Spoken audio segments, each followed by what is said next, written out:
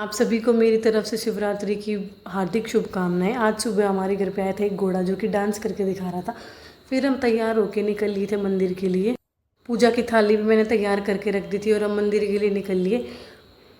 मंदिर पहुंचकर देखा जिनके घर से कांवड़ लेके आए थे उनकी फैमिली की बहुत ज़्यादा भीड़ थी।